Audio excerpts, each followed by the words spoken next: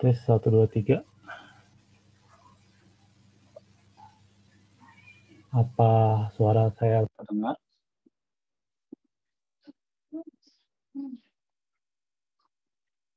Tes 1, 2, 3, 3, 2, 1.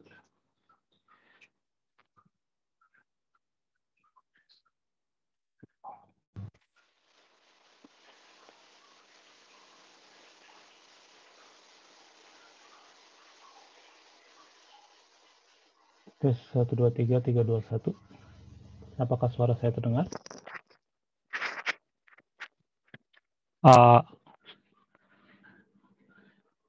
Tes 1, 2, 3, 3, 2, 1. Saya nggak bisa dengar ya suaranya ya. Saya nggak bisa mendengar. Mungkin ada yang bisa mendengar bisa lewat chat.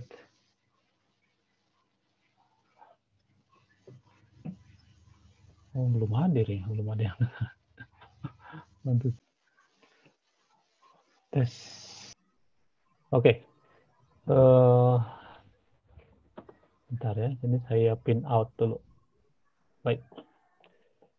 Apakah slide saya cukup jelas dilihat oleh kalian? Jelas, Pak. Jelas ya? Baik. Kita akan mulai kalau begitu. Jadi minggu lalu ya kita sudah sampai di bagian menulis introduction kalau nggak salah ya. Tapi sebelum itu, belum sampai. Sebelum itu saya ingin menjelaskan dulu gitu, bagaimana Anda mempersiapkan sebuah penelitian yang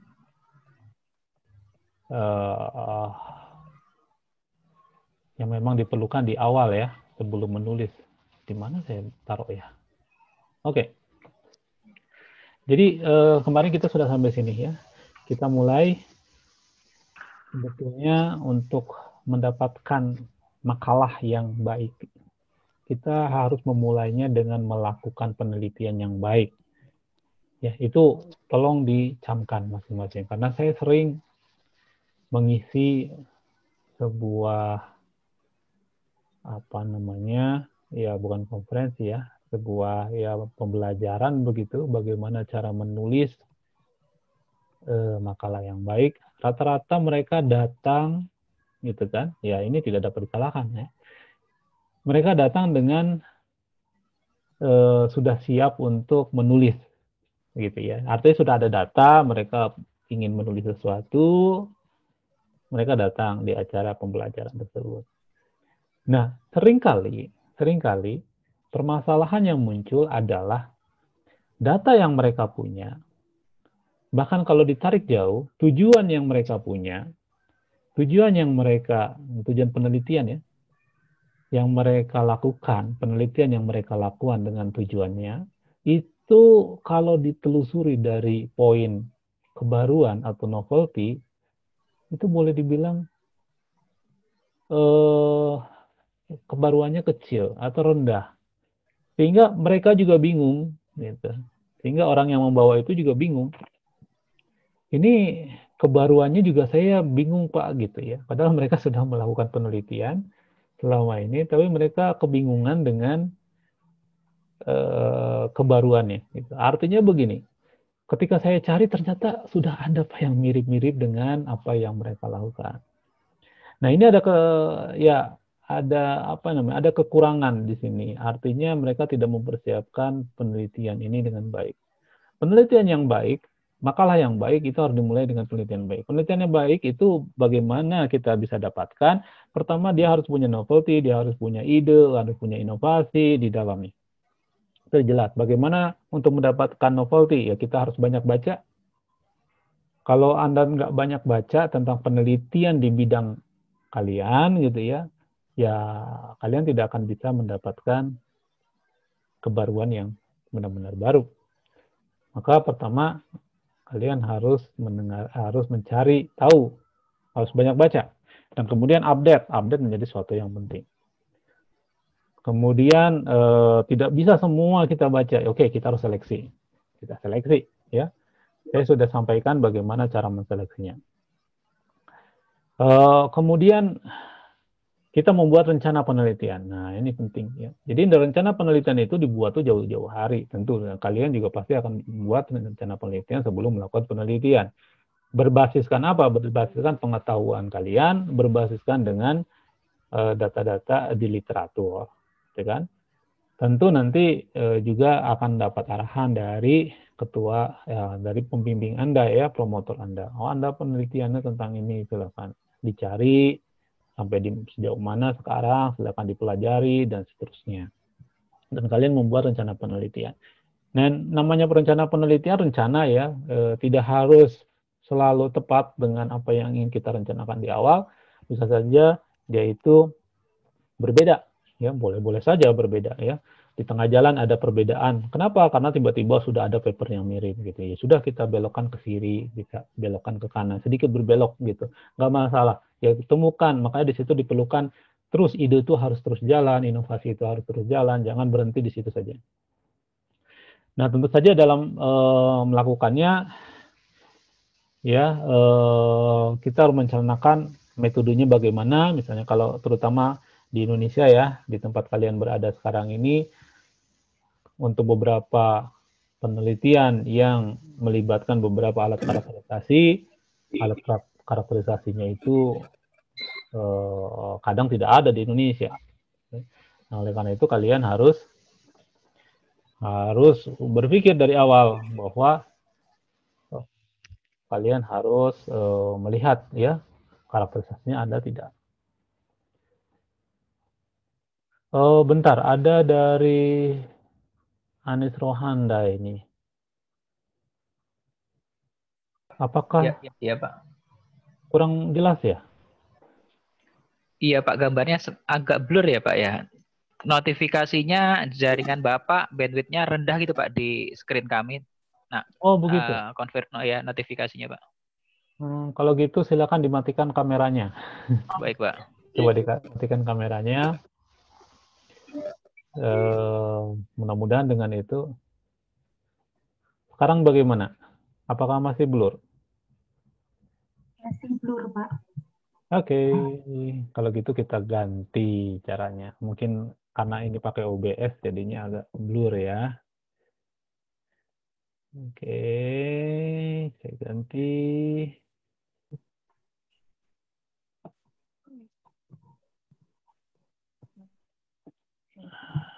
Kalau sekarang bagaimana? Sudah jelas, Pak. Sudah jelas, Pak. Sangat bagus, Pak. Sangat bagus. Iya. Sangat jelas. Oke, berarti kayak gini aja ya. Soalnya saya mau mencoba gitu, pakai yang cara tadi ternyata emang kualitasnya kurang baik.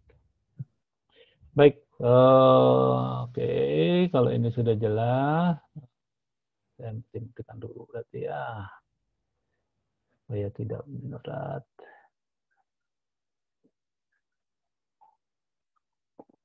Baik, kita akan lanjutkan.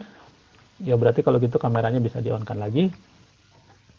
Baik, kita sampai mana tadi ya? Sampai metode karakterisasi. Nah, metode karakterisasi ini suatu yang penting. Jangan-jangan metode yang kita lakukan ternyata kita nggak paham. Promotor juga tidak paham dan tidak ada yang paham. Kemudian tidak ada alatnya. Kita mau membuat sampel, nggak ada alatnya. Itu juga jadi masalah. Ya. Jadi oleh karena itu kita harus berpikir, apakah metode ini bisa dilakukan di Indonesia? Apakah alat karakterisasinya menunjang? Oke, kalau nggak ada bagaimana? Ya, kalau tidak ada kita konsultasikan ya. Kalau ada dana penelitiannya ya kita bisa beli. Tapi kalau misalnya nggak ada, mungkin kita bisa kerjasama ya dengan siapalah ya. Misalnya promotor Anda punya sahabat atau rekan di luar negeri sana punya alat karakterisasi atau metode itu bukan metode ya, mungkin alat karakterisasi atau alat eksperimennya ya, alat membuat materialnya misalnya begitu. Oleh karena itu dari awal ini kita sudah desain, jangan di tengah-tengah. Saya punya rencana penelitian, promotor bilang oke, ayo kita jalan, tengah-tengah jalan saya tidak punya alat karakterisasinya, dimanapun tidak ada misalnya, kenalan pun tidak ada, atau misalnya metode alat eksperimennya tidak ada, tidak mumpuni gitu ya. Dan ya mau nggak mau ya, saya akui bahwa di Indonesia ini hal itu sulit. Kadang-kadang memang di tengah jalan kita selalu mendapatkan hal seperti itu. Nah itu kita harus berpikir, punya ide, punya inovasi. Bagaimana caranya untuk menggantikan metode yang seharusnya kita lakukan, tapi kita sedikit modifikasi atau membuat sesuatu yang lebih sederhana. Karakterisasi juga demikian, tidak selalu harus ya kalau tidak ada bagaimana gitu. Orang lain pakai TEM gitu kan. Kalau untuk material ya pakai transmission electron microscopy. Nah di ITB udah ada ya. Kalau nggak ada gimana ya kita minta misalnya ke universitas sebelah ya, misalnya di UI, di LIPI gitu ya, instansi penelitian mungkin ada. Atau nggak ada juga kita perlu XPS ya untuk material. Oh ya udah kalau gitu kita ke Singapura gitu ya. Punya nggak di sana rekan atau siapapun lah ya, tidak harus rekan juga, kita langsung minta juga untuk dikarakterisasi, kalau ada boleh ya langsung. Ya kalau alat-alat yang rendah yang murah ya kita bisa beli. Baik, kemudian bagaimana kita harus menganalisanya? Nah, analisa ini hanya untuk rencana saja. Kita mau menganalisa ini dan ini gitu ya. Itu sudah ada di awal gitu, sehingga ketika kita jalankan, oh kita sudah tahu apa yang harus kita lakukan. Nah nanti kalau misalnya sudah ya rencana penelitian, semua ini Anda sudah desain sedemikian rupa, nanti ketika Anda melakukan penelitian itu menjadi lebih mudah, ya. Jadi tidak meraba-raba lagi dan lain sebagainya ya. Meraba-raba itu artinya nanti kalau dapat datanya saya harus menganalisa apa, atau bahkan mungkin saya harus ngambil data apa begitu, ya. Fungsi apa terhadap apa misalnya.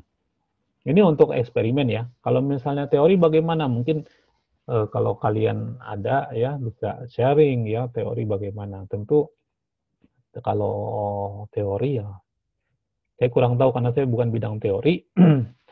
Namun ya tetap ya metode itu bisa didiskusikan dengan dosen pembimbing.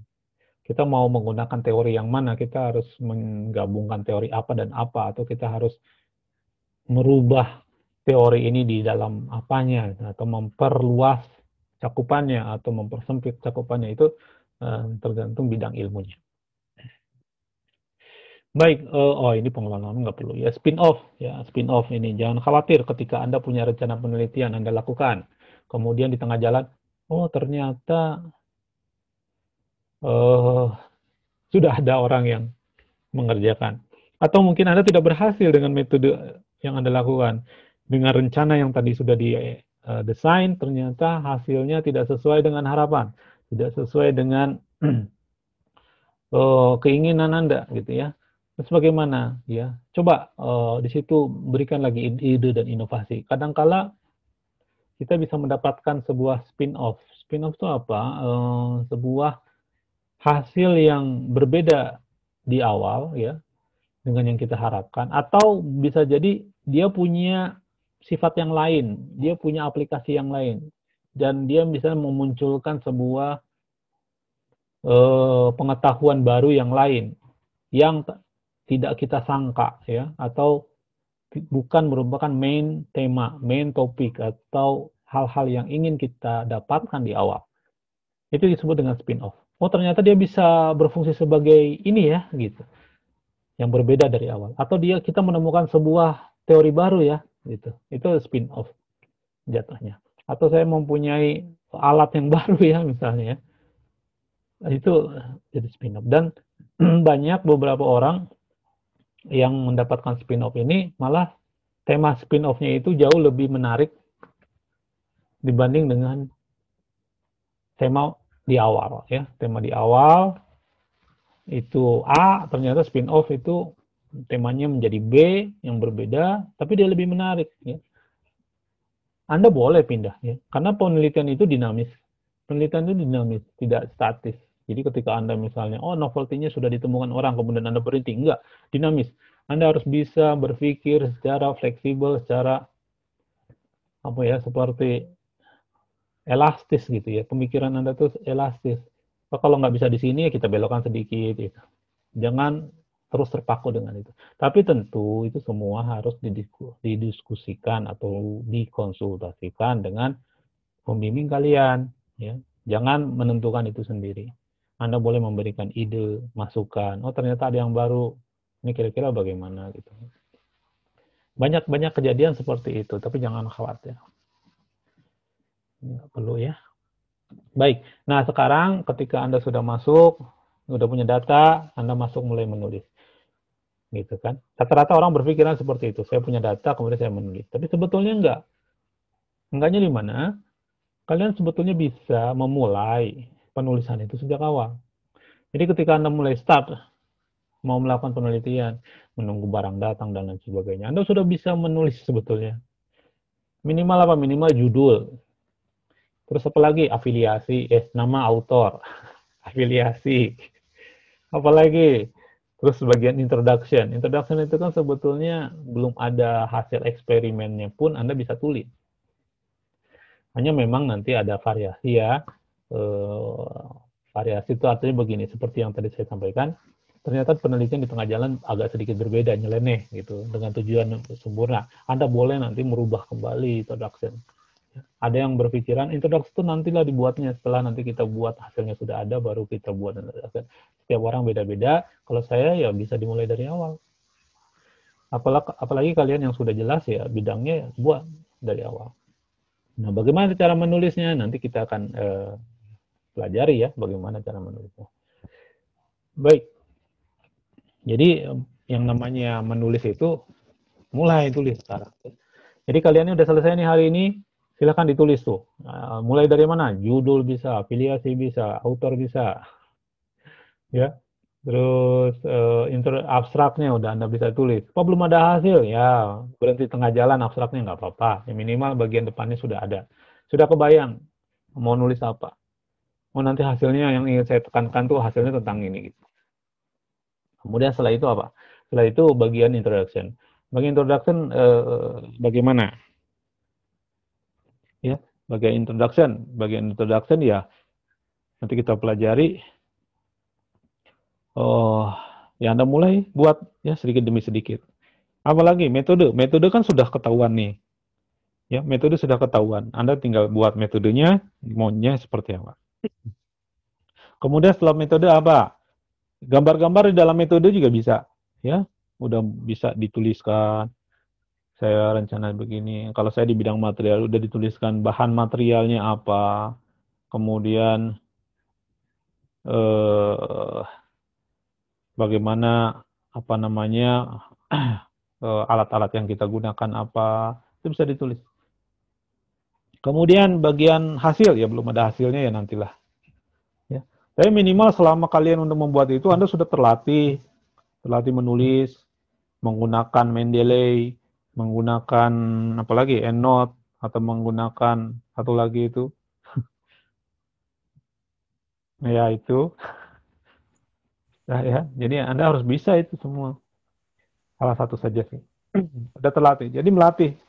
Jadi jangan melatihnya itu nanti pas nulis beneran, pas menulis hasil maksudnya. Dari awal sudah melatih. Baik. Oke. Nah, terkait novelty, tadi sudah saya singgung. Novelty itu kadang berubah ya. Ini dikarenakan, wah ternyata sudah ada orang yang risetnya sama, persis. Berarti novelty kita mentahkan atau menjadi hilang atau menjadi kecil, menjadi rendah. Gitu ya. Nah, supaya Anda tahunya tidak di akhir-akhir sebelum submit tiba-tiba tahu kan ada yang sama itu kan sakit ya sakit sekali gitu kan ya. Pas mau submit ternyata oh sudah ada orang yang sama. Terus gimana? Ya kalau begitu kalian harus terus update. Kalian harus terus update dari sejak awal. Sejak awal tuh Anda sudah update. Jangan update-nya itu terakhir-terakhir. Tapi update-nya di awal-awal. Terus dipantau. Ya, kan sudah kita pelajari. Makanya saya minta kalian punya alert setiap topik yang kalian inginkan. Ya, itu juga jangan sampai kecolongan. Ya, begitu. Ya. Diupdate terus, baca terus. Jadi selama melakukan penelitian, baca paper, lanjut. Jangan berhenti tengah jalan. Nanti aja kalau udah dapat hasilnya, baru saya baca lagi papernya. Terus sekarang sudah tahu tujuannya. Enggak. Terus ya. Jangan sampai itu dia, udah terakhir-terakhir baru tahu. Dan sering terjadi ya. bahkan saya pun sering. Kemudian tentu nanti dari hasil dan analisa. Nah, untuk hasil dan analisa, gimana sih saya menulisnya gitu ya? Gampangannya sih sebetulnya ini. Kalau saya dulu gitu, S3 tuh ngapain saya nulis ya? Yang ngapain nulis? Bagaimana saya nulis ya waktu itu? Nggak ada yang ngajarin seperti ini, tidak ada kuliah tentang penulisan makalah. Pokoknya tulis aja, suruh tulis. Ya, oke, bagaimana cara menulisnya? Yang paling mudah adalah melihat, mencontoh. Mencontoh apa? Paper yang dahulu. Bukan copy paste, tapi mencontoh dalam arti strukturnya. Ya. Yang jelas kan Anda sebetulnya sudah belajar juga dari contoh paper terdahulu. Pasti kalian tahu bahwa yang namanya makalah itu harus ada judul. Ya. Pasti ada judulnya, pasti ada penulisnya, pasti ada afiliasinya. Pasti dimulai dari abstrak. Apa ya, ini kan tentang analisa dan hasil. Oke. Rata-rata di mana? Misalnya teori ya. eh Nuklir atau di mana lagi ya? Ada yang di material nggak penelitiannya? Nggak ada. Oke, Ada, di Pak. nuklir. Oke, yang di siapa yang barusan bicara? Eka, Pak. Eka. Eka Iya. penelitian tentang apa Eka? Material luminesensi berbasis gelas, Pak. Baik. Anda pasti pernah dong baca literatur ya? Iya, Pak. Oke, di literatur itu biasanya yang pertama kali dibahas di hasil itu apa? Sifat fisik kalau di saya, Pak. Ya, misalnya? Density, molar volume, Oke. atau hasil FTIR, Oke, XRD. mana yang duluan? Ya, Pak? Mana yang duluan? FTIR, XRD biasanya, Pak. Baik. Jadi ya ikuti. Jadi ketika saya mau menuliskan publikasi itu ikuti saja dulu ya untuk kalian ya. Kecuali nanti kalian sudah malang melintang punya paper puluhan, Anda bisa berubah ya. Tapi yang paling enak, paling mudah ikuti paper yang menurut kalian ini papernya bagus nih. Dimulainya dari FTIR. Ya sudah Anda bahas FTIR dulu. Ada yang membahasnya dari XRD-nya. Ya sudah Anda belajar dari XRD dulu. Baik, misalnya dari XRD. XRD itu untuk apa sih gitu? Bacalah penelitian orang lain. XRD itu ternyata untuk menentukan materialnya itu punya kristalitas seperti material yang ingin kita harapkan atau tidak. Ya. Pasti kalimatnya berputar tentang itu. Anda baca 10 paper pasti berputar tentang itu meskipun setiap paper mempunyai kalimat yang sedikit berbeda. Pasti berbeda, nggak mungkin mereka copy paste. Nah, kalian buat kalimat lah yang mirip-mirip dengan itu lagi. Gitu. Tapi ceritanya tentang apa? Tentang kalau XRD itu pertama itu membandingkan misalnya dengan literatur, dengan database bahwa material kita itu sebetulnya tuh sudah benar tidak seperti material yang ingin kita harapkan. Ya. Apa efeknya terhadap suhu gitu misalnya. Oh berarti ada orang lain nih yang mempelajari tentang suhu. Ya sudah itu dipelajari. Jadi itu yang saya bilang contoh. Ya. Di bidang apalagi teori, bagaimana sih mereka membahas teori? Nggak ujuk-ujuk hasilnya kan. Misalnya hasil, saya nggak tahu ya, karena saya bukan di bidang teori. Mungkin bagaimana cara menurunkan persamaannya, atau persamaan itu dapat dari mana. Itu harus dijelaskan dulu.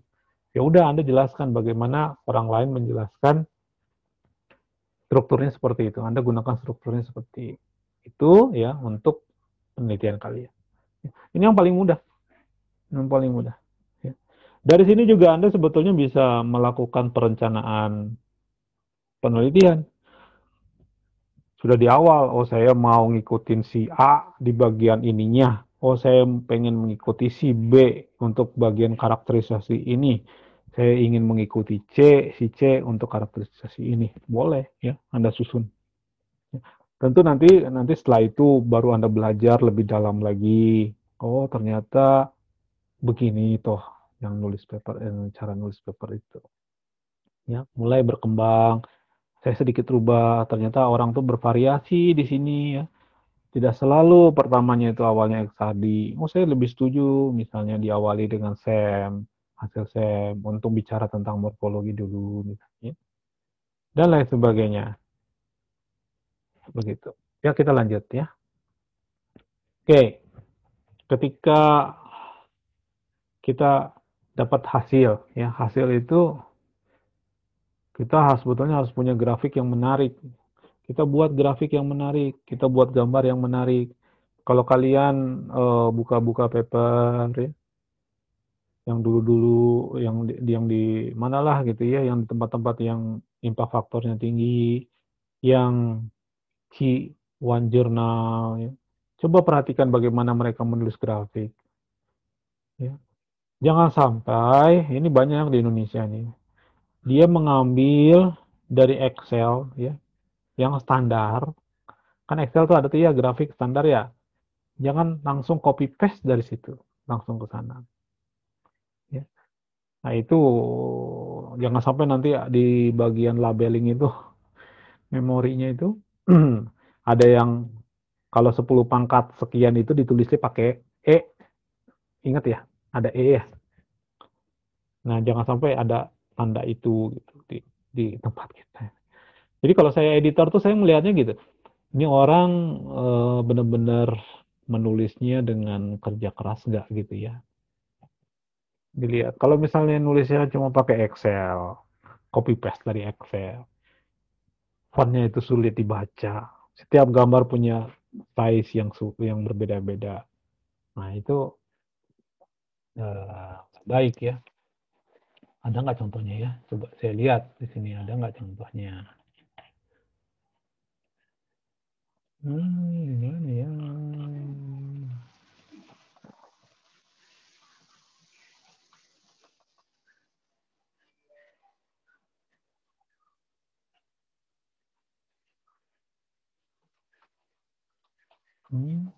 Ini kurang besar ini. Oke. Ini gambar dan grafik. Kelihatan, kok ini? Kelihatan ini.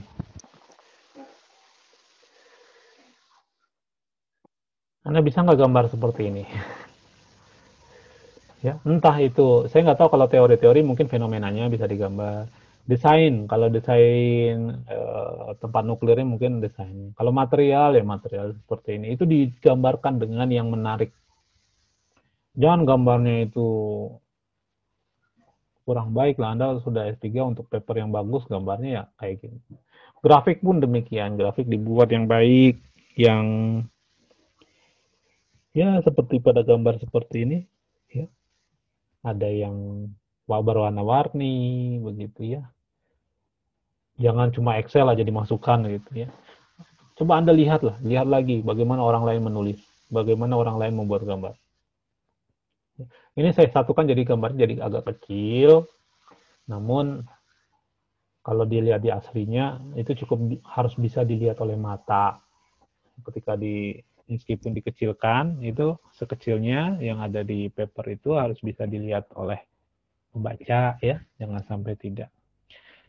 Bagaimana cara membuatnya? Nah, cara membuatnya nanti kita belajar lah ya, ada beberapa ya, pakai Microsoft PowerPoint bisa, pakai Origin ya. Origin itu bisa. Origin itu software untuk kayak Excel lah ya, kayak Excel buat grafik itu. Tapi ini namanya Origin.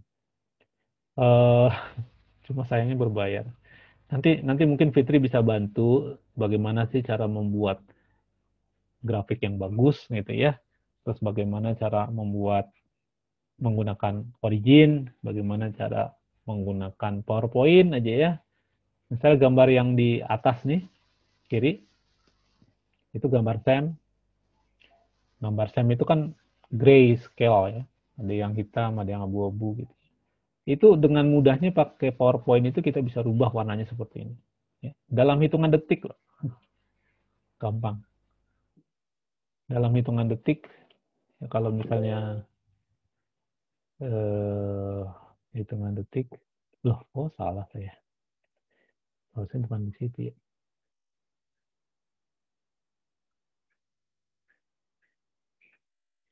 Oh, saya matikan tadi.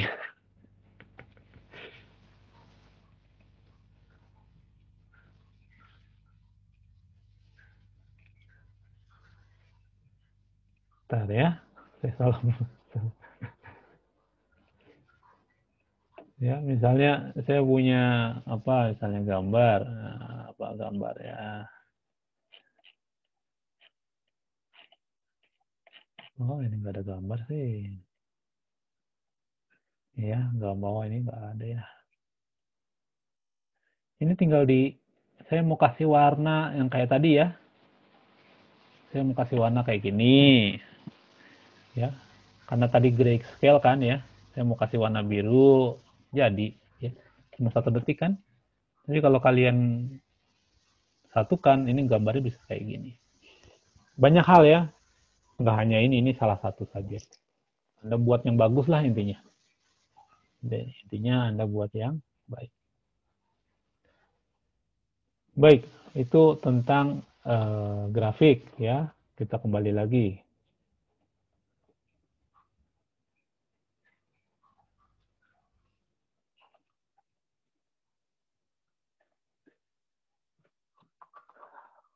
Oke, nah ini yang tak kalah penting.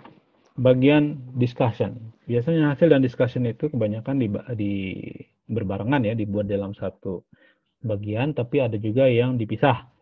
Nah, bagian diskusi ini suatu hal yang penting, menunjukkan kepiawaian Anda melakukan penelitian. Ya. Nggak hanya eksperimen. Penelitian itu sebetulnya begini. Anda punya hasil, tapi hasil itu sebetulnya kurang bernilai saintifik kalau tanpa penjelasan. Penjelasan ini yang disebut dengan diskusi. Ya. Ilmu atau pengetahuan barunya itu sebetulnya adanya di diskusi. Jadi bukan diskusi kayak kita diskusi ya. Discussion yang dimaksud di sini adalah ini kita punya hasil, kemudian hasil itu Anda buat analisanya lah. Ya, bukan analisa ya. Isinya apa aja nanti kita akan belajar. Misalnya salah satunya adalah saya punya data seperti ini. Kemudian kita bandingkan hasil kita dengan punya orang lain. Itu salah satu bentuk diskusi. Atau kita membuat sebuah analisa berupa misalnya mekanisme bagaimana sih misalnya sebuah material itu bisa kita buat, itu mekanisme cara bekerjanya ya. Tentu nanti ditambahkan itu artinya didiskusikan ya di sini ya, dianalisa menggunakan ilmu yang Anda kuasai lebih dalam, misalnya dikaitkan dengan ilmu fisikanya. Jadi fisikanya di manalah gitu ya. Di mana sih fisikanya? Nah, itu yang Anda masukkan di bagian discussion. Ya. Nah, ini terus harus diskusi juga dengan pembimbing ya kalau Anda tidak. Tapi kalau S3 harusnya Anda sudah harus bisa membuat sebuah diskusi. Banyak di Indonesia itu paper ya. Sekarang mungkin enggak. Dulu-dulu ya ketika saya pertama kali datang di Indonesia, kemudian beberapa itu menulis paper. Rata-rata mereka punya hasil. Mereka punya hasil analisa juga. Namun mereka tidak bisa mendiskusikan. Tidak ada diskusi. Tidak ada perbandingan dengan literatur. Tidak ada dia itu punya penjabaran lebih dalam terkait dengan saintifiknya, nilai-nilai sainsnya, dengan dasar-dasarnya. Itu nggak ada. Ya, pokoknya hasil, selesai. Langsung kesimpulan. Gitu ya. Nah, jangan seperti itu. Untuk meningkatkan kualitas ya dari paper yang kalian tulis, kalian harus mendiskusikan hasilnya ya dengan baik. Ya, dan kemudian karena kalian nanti akan submit di jurnal berbahasa Inggris, ya tentu bahasa Inggrisnya harus baik. Nggak usah khawatir ya, karena bahasa Inggris saya juga jelek. Saya bahasa Inggris saya jelek, tapi Asal paham aja apa yang saya tulis gitu ya. Itu nggak masalah ya. Nggak masalah ya kita bisa nulis paper walaupun bahasa Inggris kita nggak bagus sebetulnya. Tapi kalau kalian lebih bagus, bahasa Inggrisnya itu tentu lebih baik. Ya, saya sampai saat ini pun masih menggunakan jasa apa ya, proof editing atau bukan proof editing, ya proof editing sih. Jadi ke native speaker. Jadi saya minta ya kadang ya ke perusahaan yang ada native speaker, tolong dicek bahasa Inggris saya, paper saya, cek bahasa Inggrisnya dicek ya. Dan itu berbayar dan kita bayar untuk itu. Dulu di ITB ada, sekarang udah nggak ada karena terlalu sibuk. Ya beberapa kemarin juga kita bayarnya bisa sampai 5 juta rupiah, bahkan ada yang sampai 10 juta rupiah, tergantung dari perusahaannya, tergantung dari lamanya. Kalau kita pengen cepat lebih mahal tentunya. Kalau ingin diperiksa beberapa orang lebih mahal gitu ya. Seperti itu bahasa Inggris. Tapi ya kalian jangan khawatir, semakin kalian banyak baca, semakin kalian bisa menulis. Ya, tapi tetap harus ditingkatkan bahasa Inggrisnya. Ya. Jadi kenapa saya bilang jangan khawatir, karena bisa dilewati bahasa Inggris. Yang penting kalian bisa menulis. Berbeda ya, bisa menulis dengan bisa bahasa Inggris. Itu suatu yang berbeda. Jadi kalau kalian ke Amerika, terus terang di sana tuh saya banyak ketemu orang Amerika itu pintar bahasa Inggrisnya. Jelas ya orang native speaker. Tapi mereka nggak bisa nulis. Coba suruh nulis paper. Tolong tulis paper. Belum tentu semua bisa. Hanya orang-orang yang memang dia penelitian dilakukan di universitas ya, mahasiswa mungkin bisa nulis. Tapi ya begitu ya, meskipun mereka bisa bahasa Inggris, belum tentu bisa menulis. Nah kalian mungkin nggak bisa bahasa Inggris, nggak terlalu ya, nggak terlalu bisa. Mungkin Anda perlu improve gitu ya. Tapi kalian harus bisa nulis, gitu ya. Nah nanti ada yang membantu ya. Nah, ini mungkin nanti diskusi dengan pembimbing Anda. Bisa jadi pembimbing Anda udah jago bahasa Inggris, ya. Jadi nggak masalah, nggak harus dikirim keluar. Tapi ya memang kalian juga harus belajar bahasa Inggris. Terus tingkatkan TOEFL-nya. Atau ya sering baca, sering baca ya, atau banyak baca, itu juga cukup membantu ya, meningkatkan terutama technical words ya, kata-kata yang teknis yang kalian biasa gunakan ya, kalian harus bisa lah. Baik, tentu ini ya saya sudah bahas tentang reference database software seperti EndNote ya, Mendeley ya, dan lain sebagainya. Nanti kita bicara tentang pemilihan jurnal, formatnya, dan lain sebagainya ya. Jadi ya seperti itu. Nggak simple, memang nggak simple, tapi juga nggak sulit. Kalian harus kuasai apa yang bisa kalian kuasai dari awal. Jadi kalau kalian sekarang misalnya, pas saya nggak punya data, bisa belajarlah bagaimana cara membuat grafik. Ada kuliah A, kuliah B, suruh buat laporan, tulislah menggunakan reference database software. Tulislah menggunakan software PowerPoint dengan baik. Bikinlah grafik dengan origin misalnya dengan baik. Diminta suruh gambar, buatlah gambar. Gitu ya. Jadi sebetulnya itu bisa dilatih dari awal. Jangan nanti aja kalau udah mau nulis, baru saya belajar tentang database software-nya. Saya baru belajar bagaimana membuat grafik yang bagus. Enggak, dari sekarang. Gitu. Tapi kalian udah harus nulis kan? Ya mau nggak mau nih sekarang nih udah tulis. Jadi saya ingin mulai minggu depan kalau bisa sudah ada yang presentasi. Presentasi mana? Mulai dari kita belajar apa ya? Mau abstrak boleh, mau introduction boleh. Mungkin abstrak dulu lah. Abstrak dan introduction. Kalian siapkan. Nanti akan saya buat folder. Anda masukkan tulisan Anda. Terus nanti diperbaharui terus dengan apa namanya versi yang baru. Ya. Nanti tolong Fit dibuatin di Google Drive aja, Fit.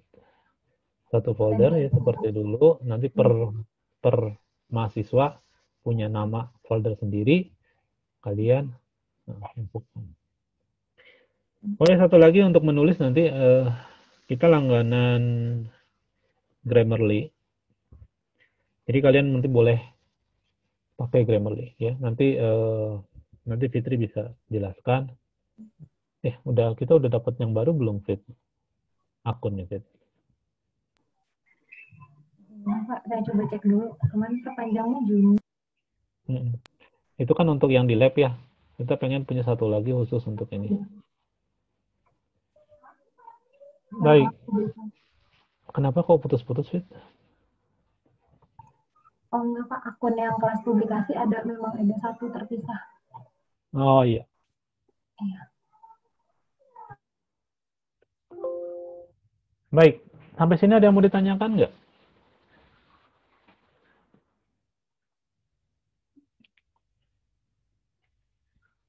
Nggak ada. Sudah bisa dipahami. Saya mulai dari atas dulu deh. Eka tadi sudah ya. Anis? Iya, Pak. Mau tanya, Pak, tentang ini, Pak.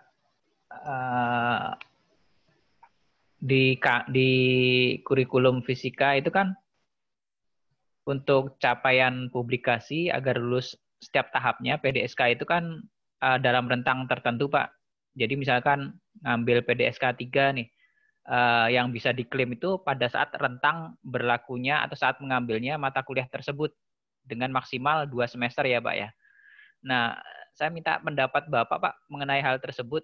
Kan kalau saya dengar cerita Bapak sebelumnya kan Bapak publikasi internasionalnya sejak mahasiswa itu banyak dan tidak ada istilahnya batasan kapan mulai submit, kapan berakhirnya atau bisa diklaim sebagai nilai itu, Pak. Karena yang saya pahami sekarang itu aturan yang sekarang misalkan ingin diklaim sebagai syarat lulus PDSK 3 itu saat submitnya itu dimulai pada saat dia mulai mengambil mata kuliah tersebut, Pak. Kurang lebih itu, Pak, pertanyaan saya, Pak. Aneh ya. Kalau emang peraturan seperti itu, terus terang saya bilang aneh. Jadi mungkin salah pengertian kali, Anis, enggak? Coba saya minta tanggapan teman-teman yang lain. Saya kalau nggak salah apa yang saya pahami demikian. Syarat untuk lulus mungkin ya.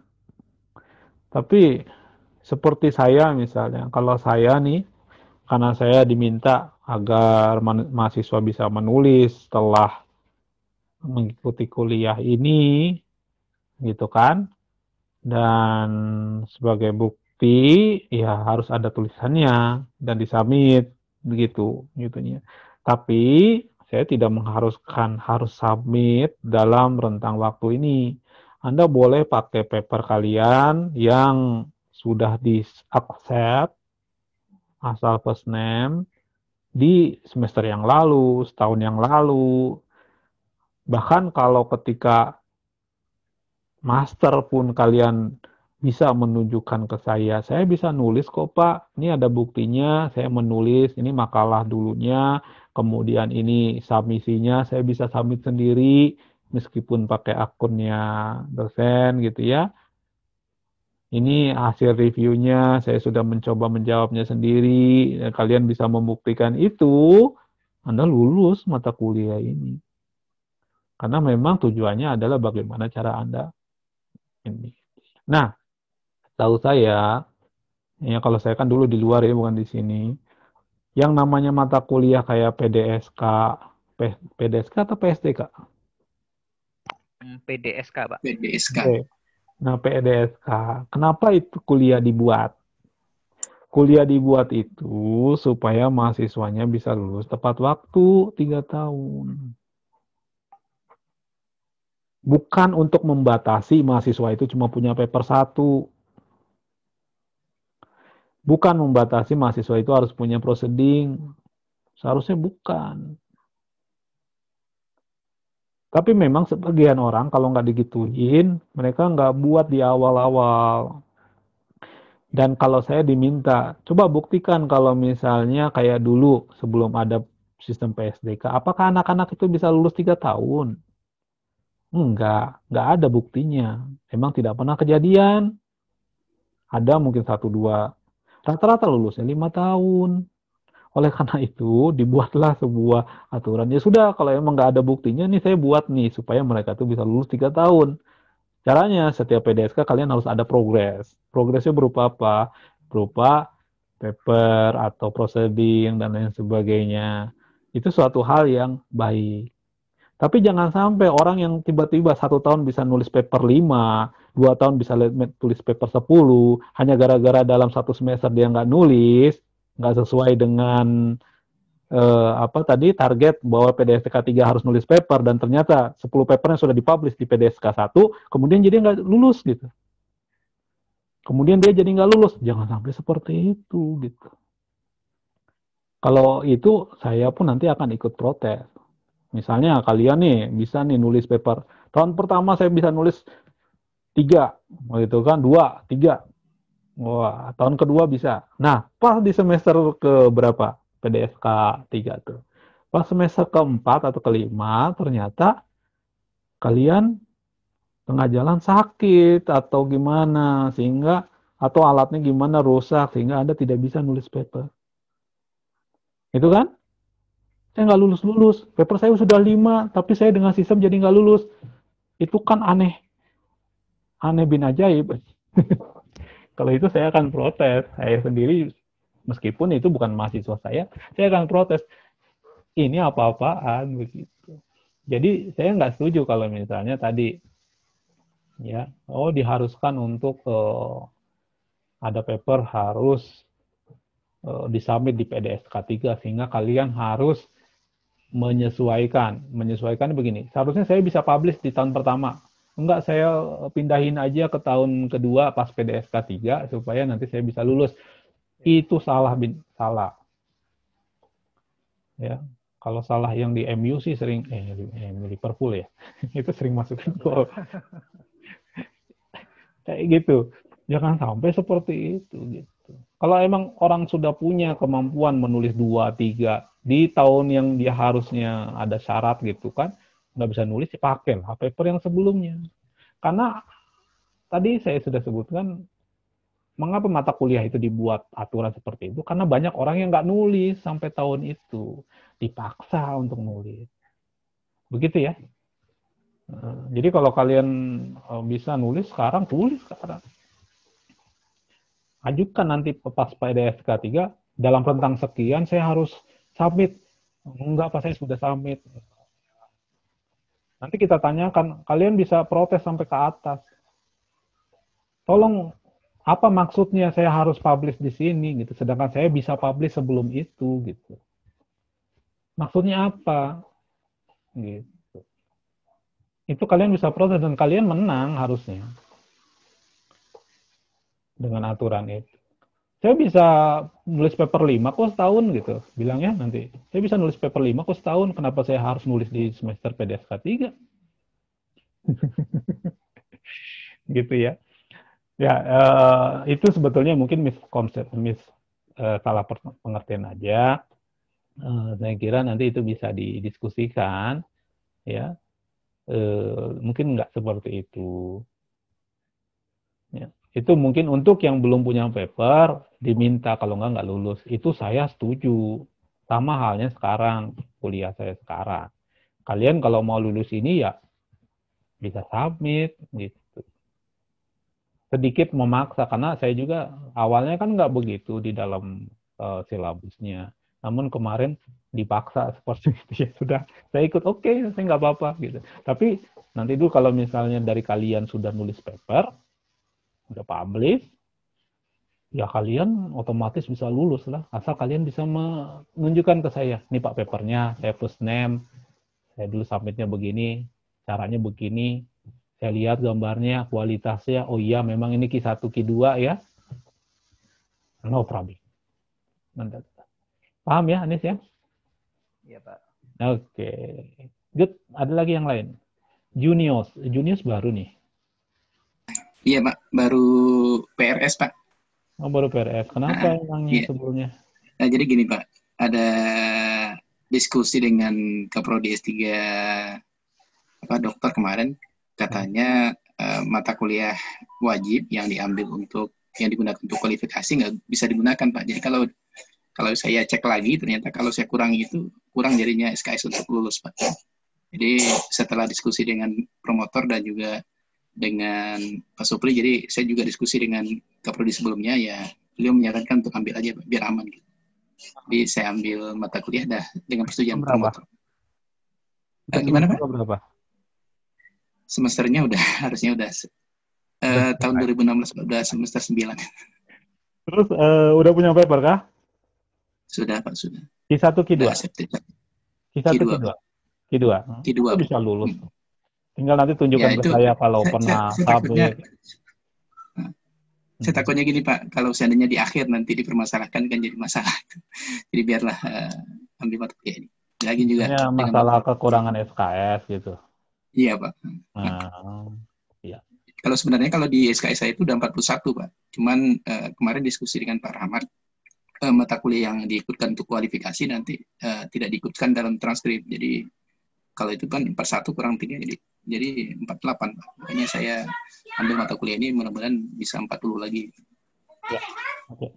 Ya udah, kalau emang nanti punya papernya tolong nanti dikirimkan, termasuk juga bukti-bukti submisi. Ya. Yang dulu yang submit sendiri kan? Sendiri Pak, sendiri. Atas sendiri, nama dosen ya? Atas nama saya Pak. Oh. Kebetulan Kita nanti kita belajar. Ketika nanti kita akan belajar, kalian nanti submit harus pakai nama dosen. Oh gitu. Itu ada kegunaannya, meskipun nanti dalam prakteknya dosennya ingin kalian yang submit sendiri, itu masalah lain. Ya, nanti kenapa alasan seperti itu nanti akan saya jelaskan. Tapi nggak apa-apa kalau Anda bisa gitu submit, tunjukkan ke saya cara submitnya dan semuanya, papernya, hasil reviewnya, ini balasan reviewnya begini, ya. Sebenarnya sekarang masih dalam tahapan akhir Pak. Jadi setelah accepted kemarin ada beberapa yang ya dari editornya ada permintaan A, B, C gitu. Jadi sedang di. Oke, baik. Ya. Oke, kita lanjut dulu ya. Atau ada lagi pertanyaan nggak sebelum kita lanjut? Sebentar Pak, kebetulan kan di tugas 1 bagi yang kami yang belum kan belum dikumpul Pak. Jadi sekarang masih saya bikin belum selesai Pak. Jadi silakan nanti dikumpul ya. Ya, sebetulnya kalau sudah ada papernya nggak perlu lagi. Tapi ya bukan ikut ngumpulin, ikut meriksain jadinya nanti jadi asisten ya. Baik. Kita lanjut kalau nggak ada pertanyaan lain.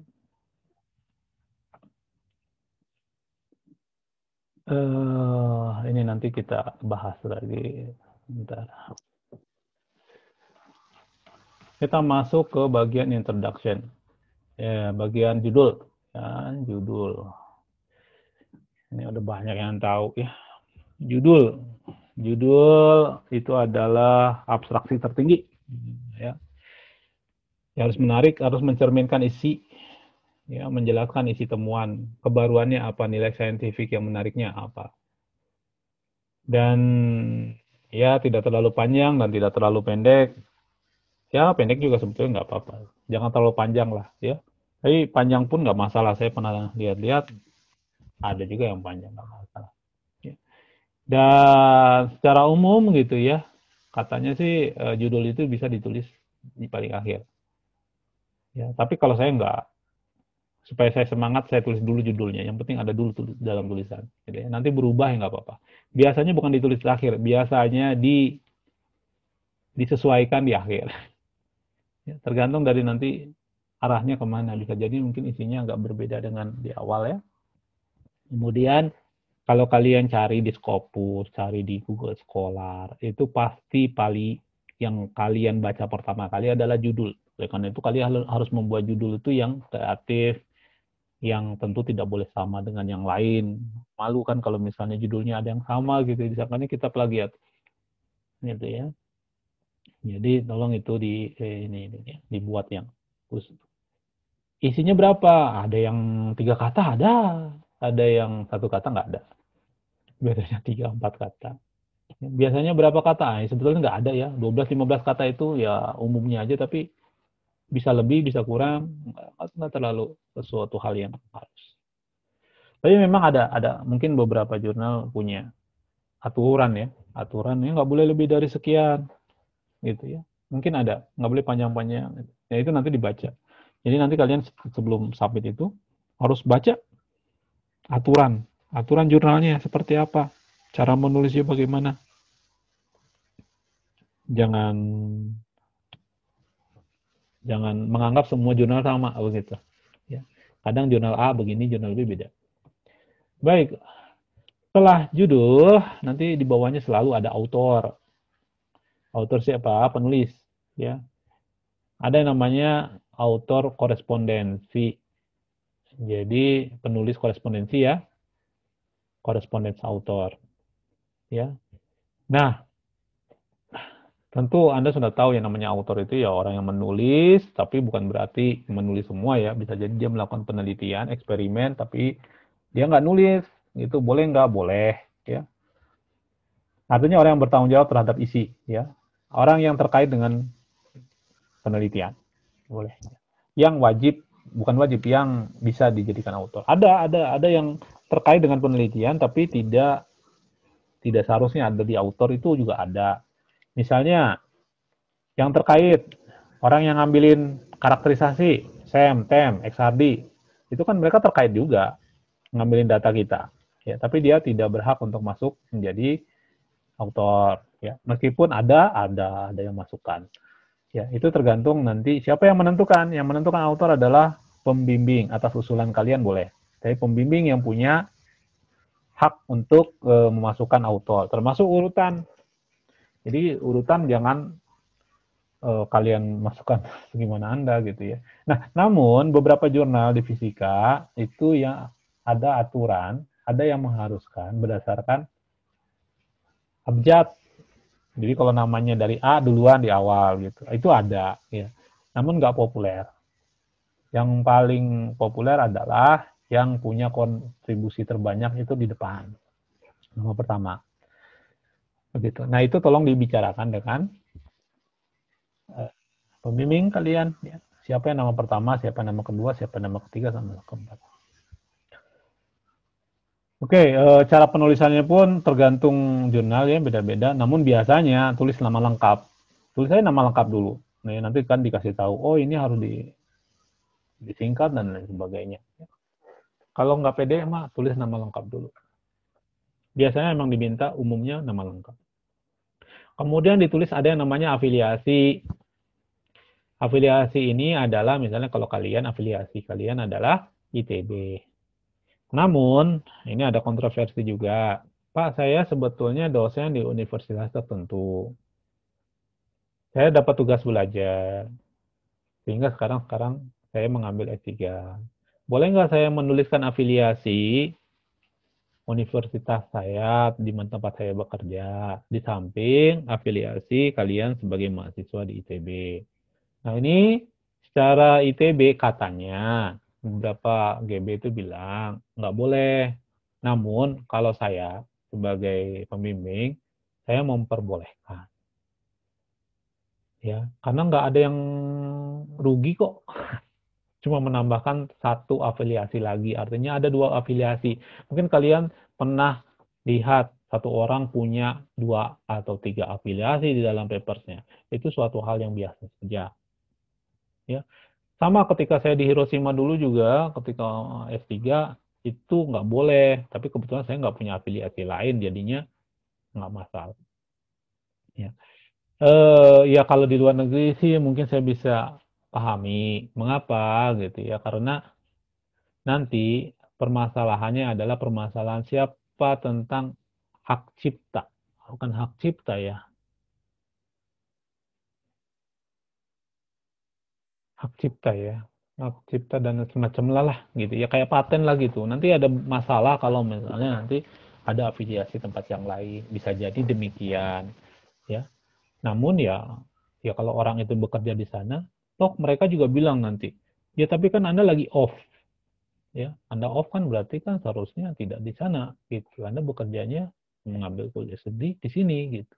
Ya itu banyaklah debatable, saya tidak bisa berdebat juga tentang hal itu, dan saya tidak bisa membenarkan atau menyalahkan ya masing-masing pendapat. Kalau pendapat saya silahkan ditambahkan afiliasi tempat Anda bekerja saat ini ke mahasiswa saya, nggak masalah. Baik, itu afiliasi ya. Jangan kalau Anda punya dua, tulislah dua gitu. Misalnya ya masih di dalam ITB ya. Kalau cuma satu ya nggak apa-apa. Biasanya mahasiswa cuma satu. Oke, email korespondensi. Baik, siapa yang menjadi korespondensi daripada sebuah paper? Korespondensi dari paper dituliskan pembimbing. Ya, orang yang paling bertanggung jawab. Pembimbing. Kenapa bukan kalian? Oke, kenapa bukan kalian? Email korespondensi. Kalau kalian emailnya apa? Misalnya Azwar, email Anda belakangnya apa? Setelah @mat. Studentnya. Apa? Ada studentnya. Ada studentnya. Good, ya pasti ada studentnya. Nah, ketika nanti paper publish, Anda sudah tidak di ITB, kecuali Anda terus di ITB. Meskipun di ITB juga pasti emailnya berubah, yang tadinya student jadi dosen. Yang tidak di ITB, ya Anda berubah. Nah, ketika apa sih gunanya korespondensi? Ya, ketika nanti sudah dipublish, ada orang ingin bertanya, yang di email adalah orang yang ada di korespondensi itu. Kalau orangnya sudah nggak ada, putus. Orang nggak tahu. Gitu. Email ke promotornya juga, mana yang dosen kan nggak tahu. Kalau udah jadi paper, kita nggak tahu ini dosen, ini mahasiswa, ini peneliti, itu nggak tahu. Nggak ditulis di situ, ini mahasiswa, ini guru besar, itu nggak ditulis. Jadi kalau korespondensinya Anda pakai student, nah nanti nggak akan bisa dihubungi. Oleh karena itu, ya, secara umum ini, saya juga berpendapat sama, email korespondensi yang bertanggung jawab itu harus pembimbing. Karena memang dia yang paling banyak bertanggung jawab. Ya, saya kurang tahu yang lain, tapi kalau di bidang saya, yang namanya guru besar, dia yang memikirkan temanya, gitu kan ya, dia yang memikirkan dananya, dia yang mengajari, dia yang membantu menganalisa, biasanya begitu ya. Sehingga ya dia yang stay di situ juga, gitu kan, tempatnya juga di situ, ya email korespondennya harusnya pembimbing. Nah, tapi ketika submit, saya biasanya meminta mahasiswa untuk submit. Nah, cara ini kurang bagus. Ya, kalau bisa sih dosennya yang submit. Tapi saya ingin mahasiswa itu belajar bagaimana cara mensubmit. Perlu ada ya saling kepercayaan ya, saling percaya di satu sama lain. Jadi kalian harus seperti itu. Kalau bisa ya. Jadi kalian submit atas nama dosen. Nah, nanti emailnya nanti ke dosen. Dari email dosen nanti baru dikirim ke kalian. Misalnya, di-accept dan lain sebagainya. Ya. Ada satu hal yang paling tidak boleh Anda lakukan. Pertama, Anda tidak menyatakan author pembimbing sebagai author. Yang kedua, ya, jadi Anda menghapus beberapa orang jadi sebagai author. Yang kedua, ya Anda pakai email sendiri sebagai email korespondensi. Terus satu lagi yang nggak boleh adalah ketika Anda, ini yang paling nggak boleh sih, tadi sudah itu ya. Anda tidak memberitahu, meskipun ada tulisnya autornya, tapi Anda tidak memberitahu pembimbing. Nah, itu masalah besar. Jangan sampai nanti bilang ke pembimbing, Pak, paper kita sudah di-accept. Masih mending di-accept gitu kan. Paper kita di-reject katanya. Loh, emang kapan disubmitnya gitu? Nggak boleh ya. Suatu hal yang tabu dilakukan adalah mensubmit paper tanpa pengetahuan dosen pembimbing. Itu paling nggak boleh. Ya. Karena pembimbing nggak tahu nanti. Tiba-tiba ditanya, ini papernya gimana? Wah, belum saya cek. Ternyata ada plagiarism. Wah, yang kena siapa? Yang ada namanya di situ semua, termasuk dosen pembimbingnya semua. Ya. Jadi tolong itu diperhatikan. Sangat-sangat diperhatikan. Ya. Jangan ada miskoordinasi terkait dengan itu. Baik, ini salah satu contoh papernya Fitri ya. Judulnya sekian panjang, tapi kalau dihitung nggak sampai 15 ya. 1, 2, 3, 4, 5, 6, 7, 8, 9, 10, 11, 12, 13, 14, 14 ya. 14 kata lah ya, ada yang pendek-pendek juga. Ya.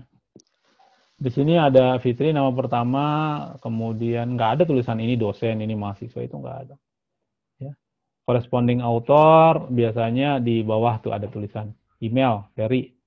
Nah, tolong di sini juga jangan pakai email ya, meskipun dosennya itu punya email Gmail, kalau bisa jangan pakai Gmail.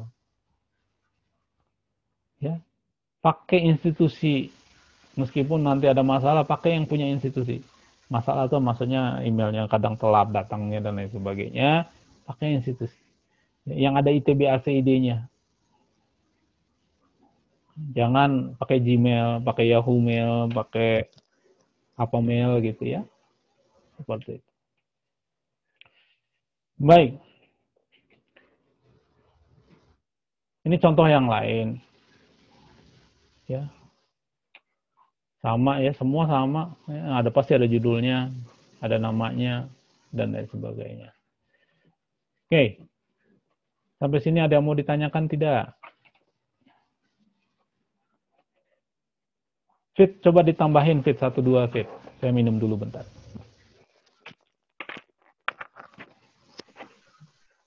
Bagian apa, Pak? Iya, begitu kalau kakak ada yang mau ditanyakan atau didiskusikan. Sebenarnya kalau saya dulu mencari ide untuk mencari judul, itu kadang kita juga bingung kan menggunakan kata apa. Nah, itu kita biasanya mencontek judul dari penelitian yang serupa gitu. Jadi dulu juga kepikiran adanya kata rule, itu melihat di Scopus ternyata memang banyak orang yang pakai kata rule of something gitu. Akhirnya kita gunakan kata itu gitu. Itu juga salah satu trik ya untuk menentukan pemilihan kata di judul yang nantinya akan menarik atau merepresentasikan dari hasil papernya. Baik, terima kasih Fitri. Junior, mau nambahin nggak? Mau ada pengalaman Junior.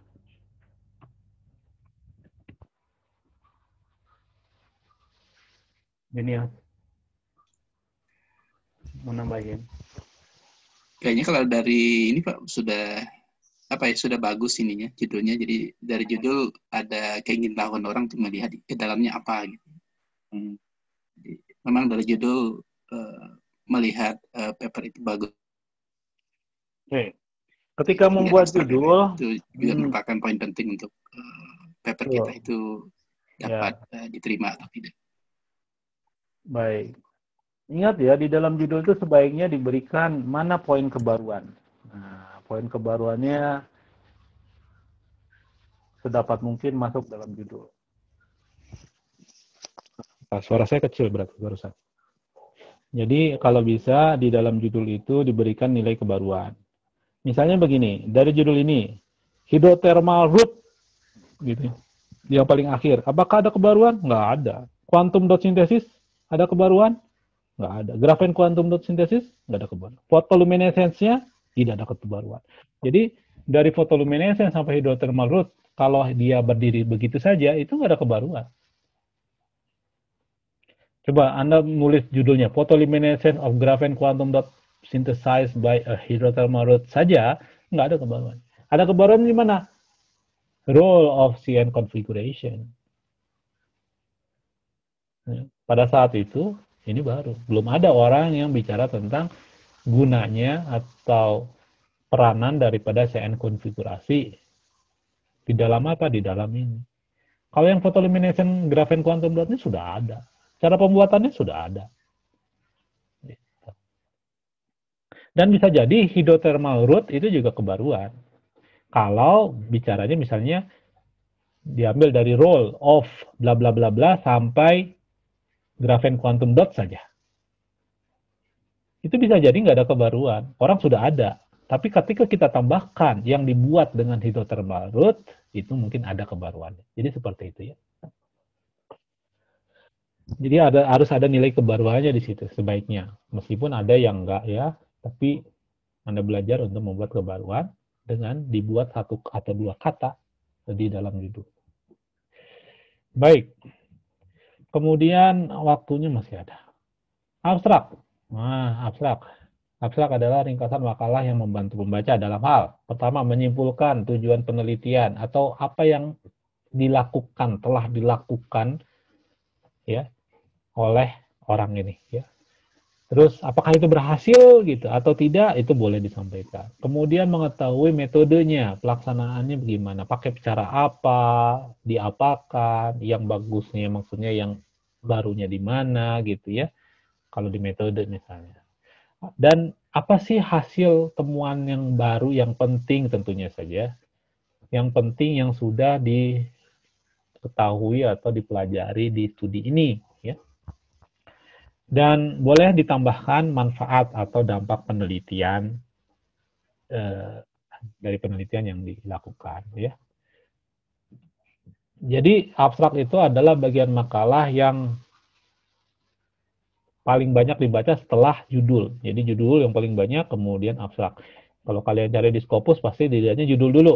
Udah gitu lihat abstrak. Isinya nggak ada. Ya, jadi orang tuh sebelum membaca isinya dia baca judulnya dulu. Judul abstraknya dulu. Jadi abstraknya sesuai nggak? Oh, kalau sesuai dia baru baca isinya. Nah, oleh karena itu, kan kita pengen nih, kalian capek-capek masa sih menulis capek-capek nggak ingin dibaca orang? Pengen kan? Pasti. Jadi gimana caranya? Ya Anda buat abstrak yang menarik juga. Setelah judul, abstraknya dibuat menarik. Sehingga orang itu, yang namanya menarik itu apa sih? Menarik itu artinya orang itu membutuhkan itu gitu. Ya. Bukan perkataannya yang lebay gitu, bukan. Tapi emang itu diperlukan gitu. Informasi yang dibutuhkan oleh pembaca. Memang suatu temuan yang baru gitu. Gitu ya. Baik, isi abstrak. Kalau kalian perhatikan yang namanya abstrak itu pasti dimulai dengan beberapa kalimat yang ada di sini. Ya. Kadang-kadang itu ada yang namanya didahului oleh pendahuluan, novelty. Pendahuluan itu adalah ketertarikan, mengapa dia melakukan penelitian itu, ya. Terus kalimat berikutnya biasanya dilakukan dengan diawali dengan apa yang telah dilakukan, apa yang telah dihasilkan, apa yang akan diteliti atau yang telah diteliti gitu. Kemudian ditambah dengan metode apa dia lakukan, ya, dengan teori apa dia dikembangkan. Kemudian apa sih yang dihasilkan? Yang paling penting, pengetahuan yang paling penting atau hasil studi yang paling penting dari penelitian ini apa secara saintifik. Ya. Kemudian yang terakhir, ya kadang-kadang ditulis bahwa penelitian ini bermanfaat untuk ini, untuk bidang ini, untuk pengembangan ini, untuk aplikasi ini, dan itu. Ya, dan ini nggak harus. Jadi yang wajib apa? Anda beritahu penelitian ini apa yang didapat, metodenya bagaimana, apa hasilnya yang paling penting gitu. Dan ini bisa panjang, bisa pendek. Berapa sih panjangnya, Pak? Ada yang sampai setengah halaman, A4. Ada yang cuma beberapa baris juga ada. Ya. Wah, saya nomor pendahuluannya nggak perlu. Manfaatnya juga nggak perlu. Terus aja saya mau kasih tahu bahwa penelitian ini telah berhasil menemukan sebuah material begini menggunakan metode ini. Hasilnya kita dapatkan bahwa materialnya begini. Udah selesai. Itu juga bisa. Contoh. Ini mah punya Fitri ya, Fit ya? Ya, Pak. Ya, tolong jelasin, Fit. Jadi untuk yang ini, jadi di kalimat pertama, bisionoposfor menarik perhatian karena sifat toksitasnya, hipotesis, dan juga efisiensi kuantum yang tinggi. Ini merupakan bagian pendahuluan, jadi seperti kalimat umum gitu. Kemudian kalimat yang kedua, however, tunable emission, particular red emission is still challenging to achieve. Jadi ini juga masih merupakan kalimat umum yang menjelaskan masalah yang masih menjadi concern di penelitian BCNO. Kemudian di kalimat berikutnya, in the present study, bla bla bla, ini kita menyampaikan apa yang kita lakukan. Kemudian kalimat berikutnya mulai dari without MM doping sampai kalimat terakhir yang berwarna pink ini merupakan ringkasan hasil yang menarik, yang sekiranya menarik, yang kita tampilkan di abstrak definisi hasil. Kemudian yang terakhir itu ini tidak wajib ya kalimat terakhir ini, yang manfaat ini, we believe that the BCNO-MN hanya berupa penekanan dari pentingnya atau menariknya material yang disintesis.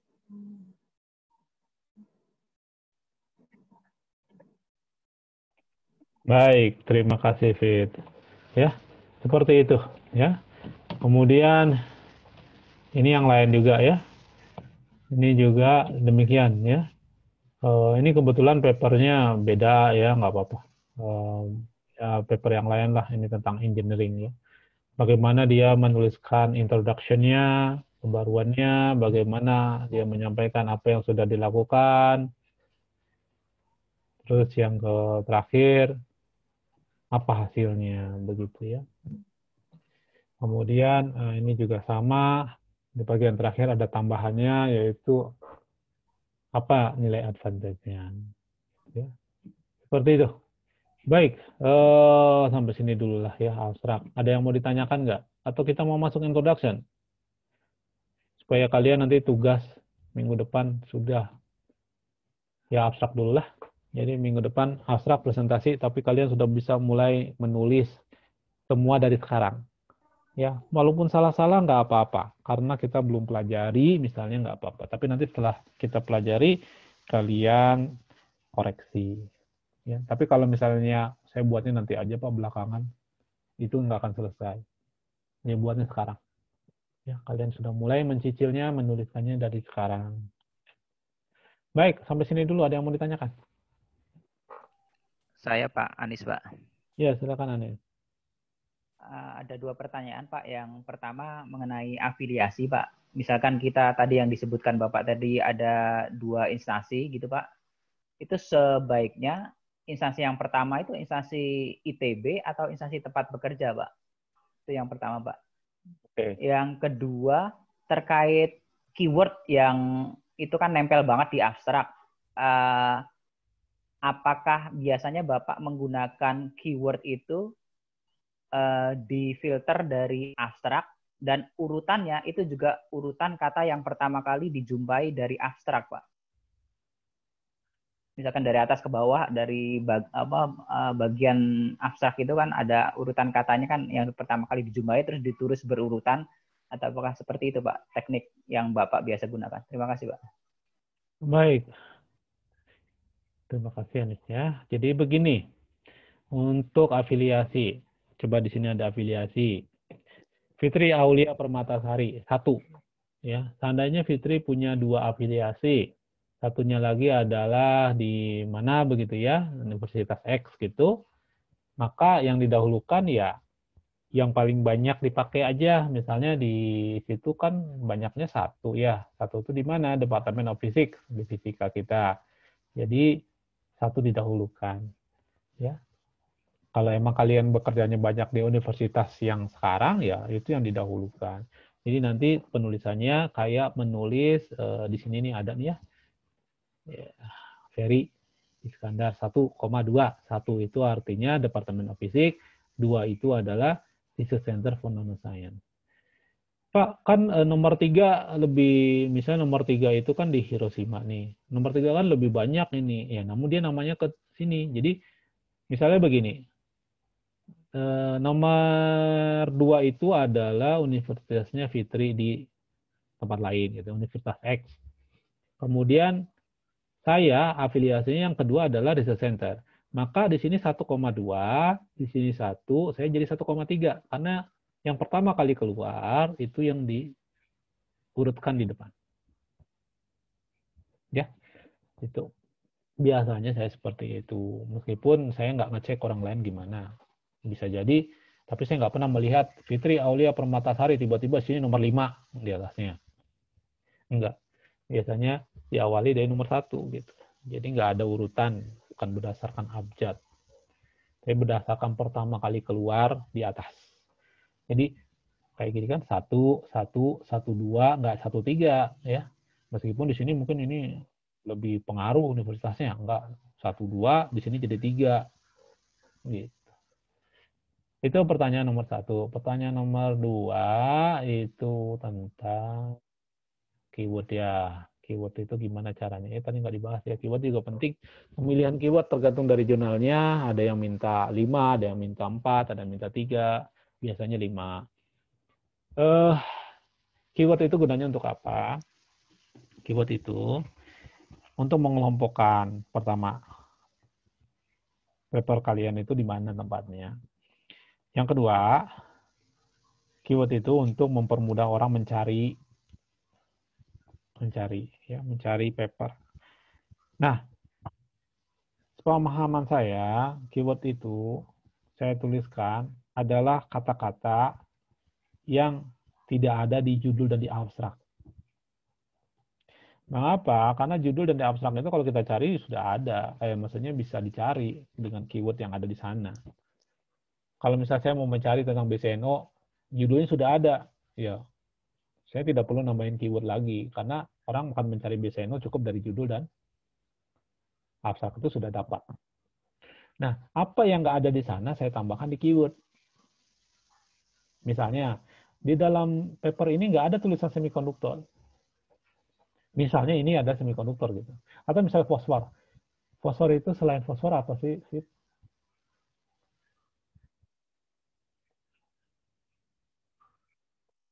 Selain kata fosfor itu apa? Kamu lupa, nggak diemut.